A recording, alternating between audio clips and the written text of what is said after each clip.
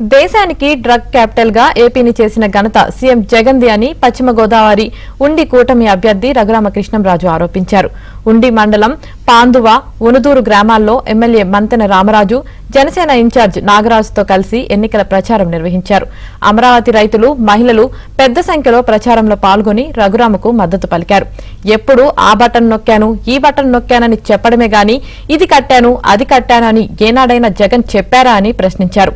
కూటమి ప్రభుత్వం అధికారంలోకి రానుందని, అధికారంలోకి వచ్చిన వెంటనే గ్రామాల్లో ఉన్న సమస్యలను పరిష్కరిస్తామని రఘురామ హామీ ఇచ్చారు. పొరపాటున జగన్మోహన్ రెడ్డి లాంటి దుష్టుడు మళ్ళీ ఎన్నికైతే అంటే జరగదు, మీరేం భయపడద్దు, కానీ దుష్ఫలితం కూడా చెప్పాలి కాబట్టి చెప్తున్నా.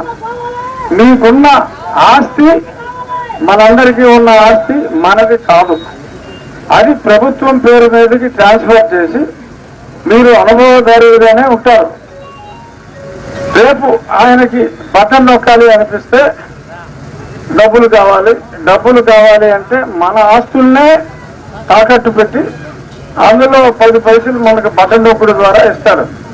ఎవరైనా ఒక ప్రాజెక్ట్ కట్టాను, ఒక కంపెనీ కట్టాను, ఆ కంపెనీలో 20,000 ఉద్యోగాలు వచ్చినాయి అని ఇలా చెప్పుకుంటారు తప్ప ఏనాడైనా జగన్మోహన్ రెడ్డి నేను బటన్ నొక్కాను అని నొక్కుడు గురించి తప్ప అది కట్టాను, ఇది కట్టాను అని ఎప్పుడైనా చెప్పారా? అమరావతిని సర్వనాశనం చేశాడు, రోడ్లు తవ్వాడు, పోలవరం ఉన్నట్టు ఆపేశాడు. ఏది చూసినా సరే రాజధాని లేని రాష్ట్రంగా చేశాడు. చేసిందల్లా భారతదేశానికి డ్రగ్స్ అంటే మాదక ద్రవ్యాలు, గంజాయి క్యాపిటల్ గా మన రాష్ట్రాన్ని దేశానికి క్యాపిటల్ గా చేసిన ఘనత ఒక్కటే జగన్మోహన్ రెడ్డి దొక్కుతుంది తప్ప ఇంకే ఘనత లేదు.